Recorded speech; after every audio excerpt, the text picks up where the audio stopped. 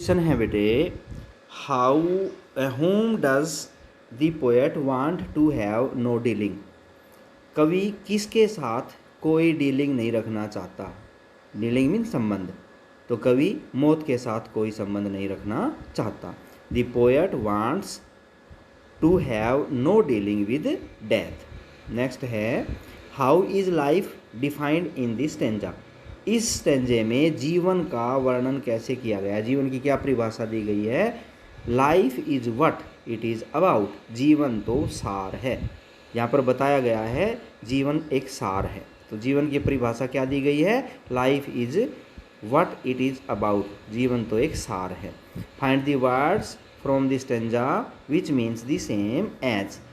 अब ये जो शब्द दे रखे हैं इनसे मिलते जुलते मीनिंग वाले स्टेंजे में कुछ शब्द हैं। आपने स्टेंजे में से वो शब्द उठा करके लिखने हैं। यहाँ पर लेथेग्री होता है। लेथेग्री क्या होता है, मतलब निष्क्रियता, मतलब चुपचाप बैठना, शांत हो जाना, नो एक्टिविटी। तो इसका इस स्टेंजे में जो शब्द है वो इसके अर्थ का मिलता जुलता वो है इनएक्टिविटी। और दूसरा है मिसअंडरस्टैंडिंग। मिसअंडरस्टैंडिंग का मतलब होता है असमझ, भ्रम। तो यहाँ पर कन्फ्यूज है, कन्फ्यूज्ड। सेकंड टाइप के क्वेश्चन हैं इसमें, how is life defined in this stanza. Life is what it is about. According to the poet what is action. काम क्या है, एक्शन तो जीवन का सार है, hallmark of life. According to the poet what will happen when there is complete quietness. जब खामोशी हो जाएगी, पूरी शांति हो जाएगी तो क्या होगा, तब हमें देयर विल बी तब क्या होगा, देयर विल बी नो वार। अगर शांति हो गई, खामोशी हो गई, पीस हो गई तो युद्ध नहीं होंगे। और who is the poet of these lines, Pablo Neruda. अगला स्टेंजा है, परहैप्स, शायद, ए ह्यूज साइलेंस। एक जो हम बड़ी खामोशी लेकर के चलेंगे, शायद ये बड़ी खामोशी माइट इंटरप्ट, भंग कर दे, ख़त्म कर दे, दी सैडनेस, इस उदासी को, of never understanding ourselves, कि हम कभी अपने आप को समझ ही नहीं पाए, हमारे पास समय ही नहीं था खुद को समझने का। तो इससे खामोशी से, इंट्रोस्पेक्शन से समय मिल जाएगा। दूसरा, and of threatening ourselves with death, और अपने आप को मौत से डराने का डर।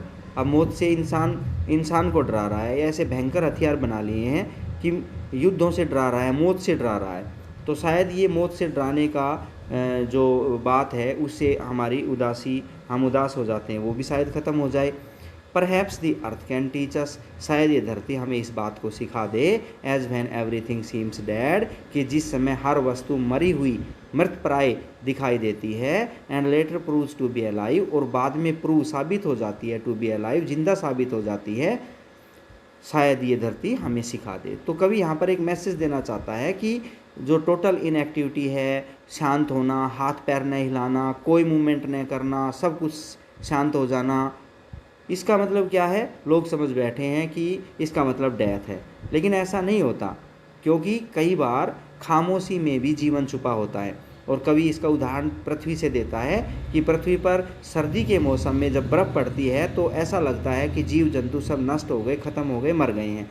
लेकिन जैसे ही मौसम बदलता है, बर्फ़ हटती है और गर्मी का सीज़न आता है तो चारों तरफ जीव जंतु दिखाई देते हैं। तो कहाँ से आ गए वो, एक प्रकार से मरे हुए लग रहे थे, आज वो कहाँ से जिंदा हो गए। तो कवि यही कहना चाहता है कि जो शांति है ना, उसको, खामोशी को आप टोटल डेथ मत समझिए, इनएक्टिविटी मत समझिए।